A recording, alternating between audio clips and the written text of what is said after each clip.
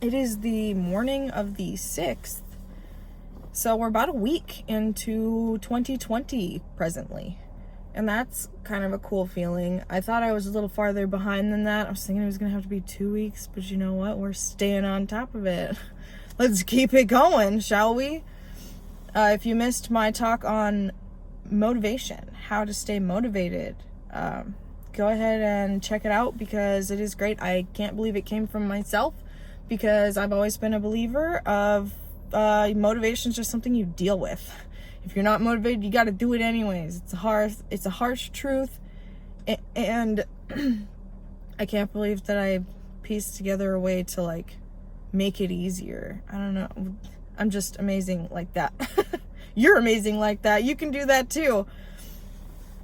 But this holiday season, I actually did really well with diet and staying in compliance all the way through the holidays, up until New Year's, which really surprised me because I thought I actually had like foods set aside that I had bought to enjoy on Christmas, and in the end I barely ate any of them.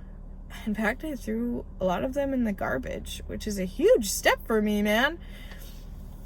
I love donuts, I love cake, I love baking and pastries, and I was sick. I got sick 3 days before Christmas, and I didn't feel better until a week later, so maybe that contributed to it. I just wasn't into eating.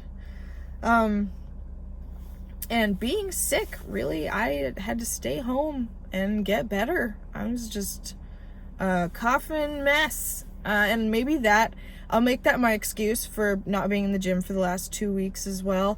But today that changes. I am going back today. We're picking up momentum on that. I wanna get started.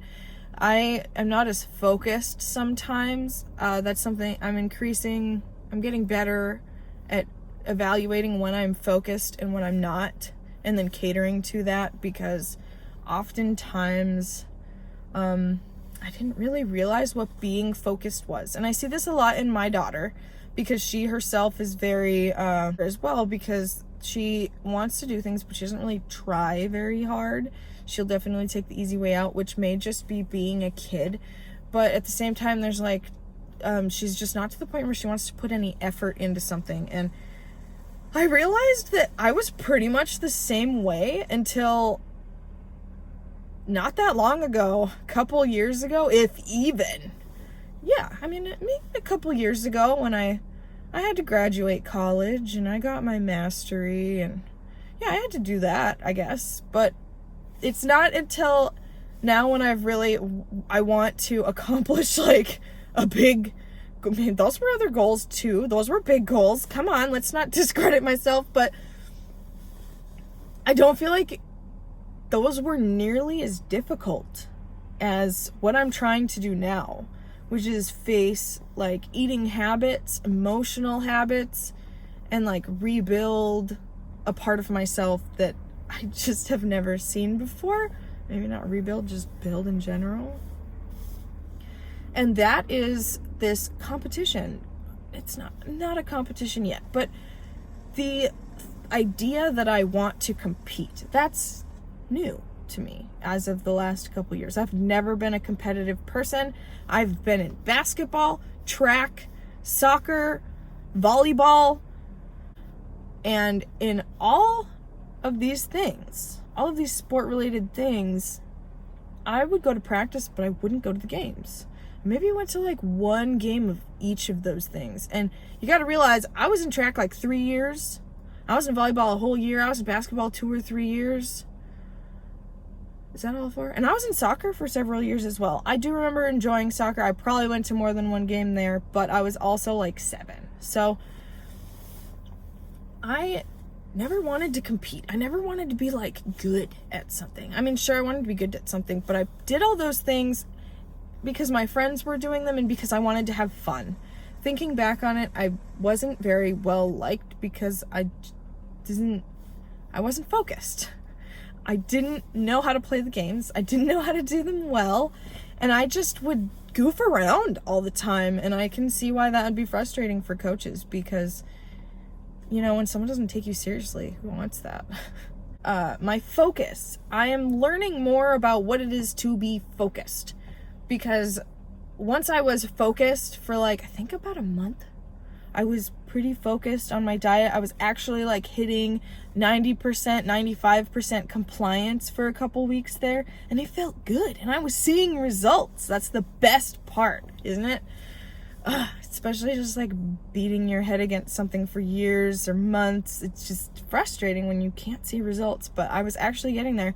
I know that once I get back in the gym and my compliance is back up, it's probably at about like a 70 right now, but once it gets back up, then the pounds will start melting off again. I'm still in that liquid stage of diet change where change is just, it melts off. A whole new picture comes through, and I'm excited because that means that I'm going to be in new territory. I'm still learning a lot all the time, but another thing that I'm really coming to terms with is this video making process.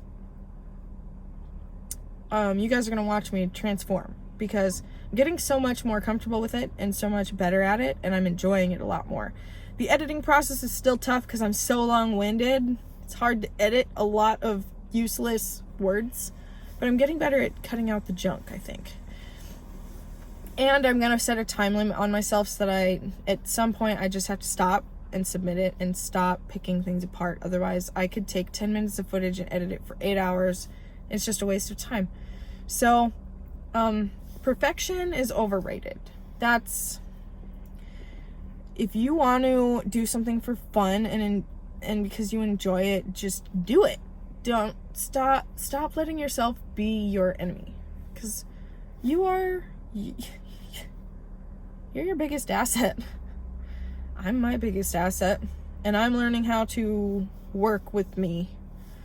Stop, like, life can be work, and if you keep making yourself your ugly boss, then you're gonna hate looking at yourself every day.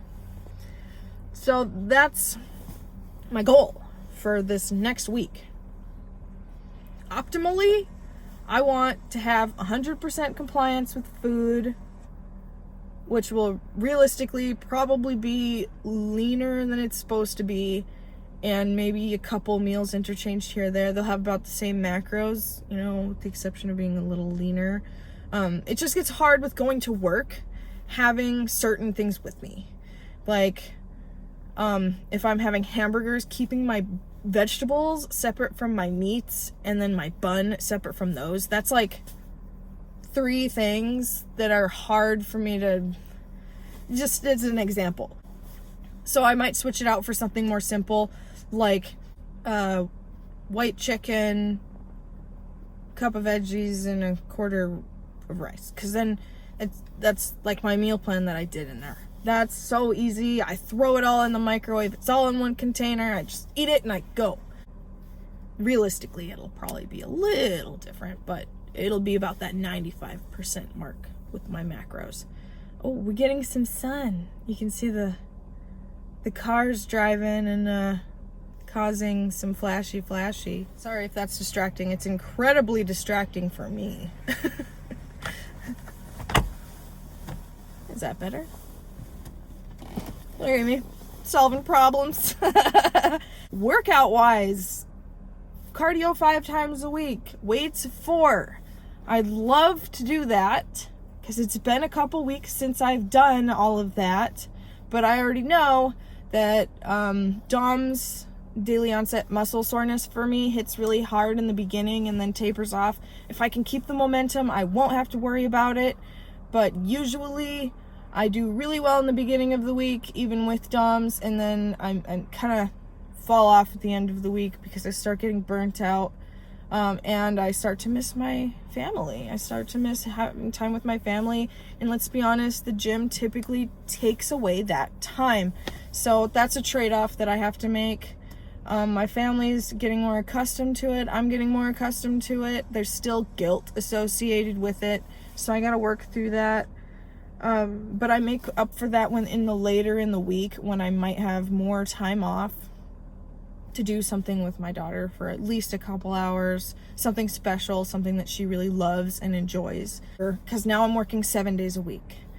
So it's that time that I do that can cut into gym time. So it makes it kind of hard. And then the toughie, 8 hours of sleep. Realistically, I'll probably be getting closer to 6 because we live in a small establishment. I turn on a fan, but it still happens where I can hear almost everything. It's not hard to do.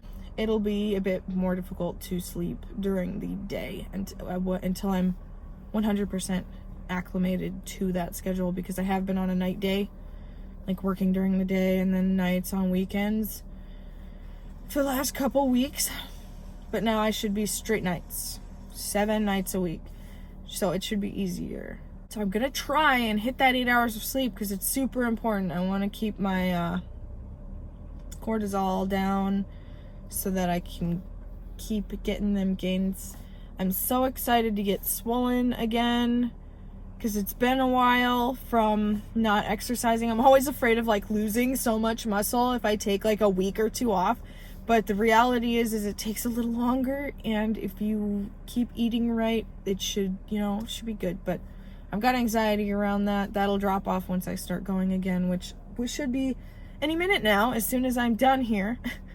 Mentally, I feel pretty good. Physically, I feel lazy, but we'll start on that. Spiritually, I haven't really done anything spiritual in a while, and that's okay, because I got a lot on my plate right now. That's my goal, is to hit, let's say, 90% compliance on workout and diet combined.